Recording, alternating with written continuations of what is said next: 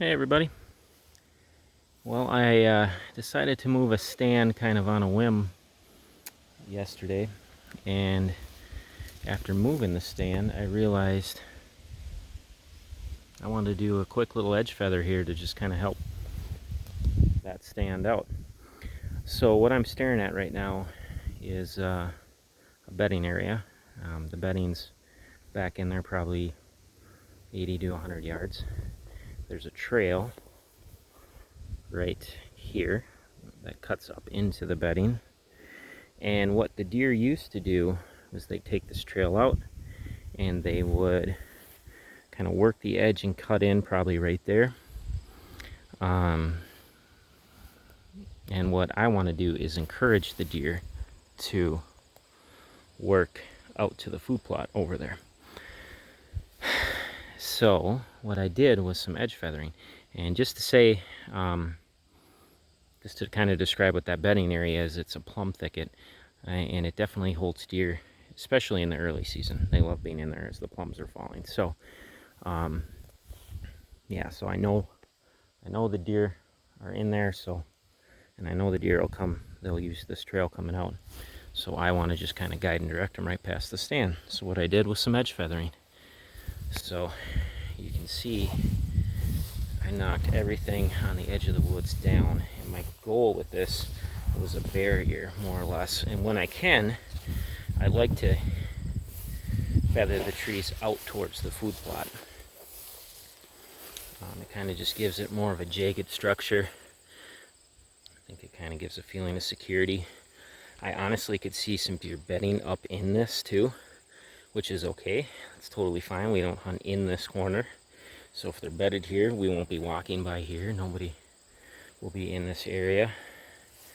And it's fine. I mean, it'd probably be does and fawns, but if they find security in that and they decide to bed in it, I'm totally okay with that. And actually towards this end, it's kind of open.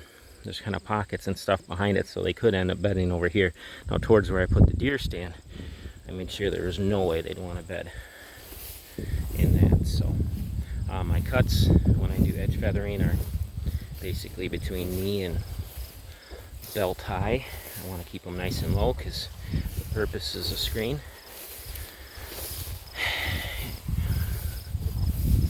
And I want to keep that food right in their face. So when it, stump sprouts and all that, I could see the deer working through this edge and just kind of browsing as they go out to the food plot.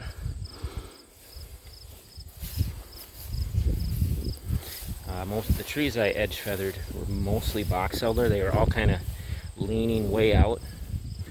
They were only up probably 5-10 feet off the ground. They were leaning heavily. So they almost worked as an edge feather by themselves, but I just kind of finished the job. Cut them the rest of the way down so they actually made a blockade. There's a few ash you can see laying out. So the other purpose too of forcing the deer to come this direction is that there is a rifle stand right up on that hillside.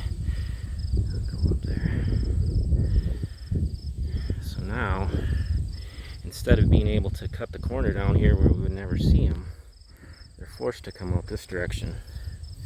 And this stuff is CRP grass, so they normally feel relatively comfortable moving through it. Over time, I'm actually going to add some spruce into this area just to give that feeling of security. I'll keep this lane open, but I'll probably start filling in some spruce in this corner just to help them feel even more secure. But the goal will be to have the deer work this edge. This is all short right now because of the logging. You can see they took a little bit out of this area. But they'll work along this edge. With the goal being to come to the food. And we'll set up the shot. One of these two oak trees right here. I did release a few oaks too in there. That's kind of what I've been looking for, is just the oaks that are left over after logging. Here's two massive bur oaks that got left, which was kind of nice to see. idea. I like having some mature oaks left over, and the loggers did a great job of leaving some for seed trees. Both of these are just beautiful trees. But here it is. So here's the food plot. See the beans in there, a little bit weedy. The stand is right there. It's right up there.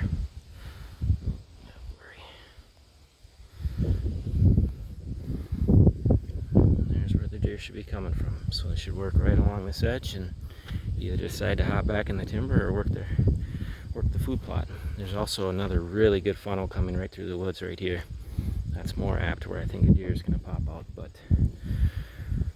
or where a deer is more apt to pop out is in that corner. But they could work their way through here too. So that was the project today. I still got a little bit of time. Probably go release a couple more oak trees along this edge and call it good. All right. You all take care. God bless.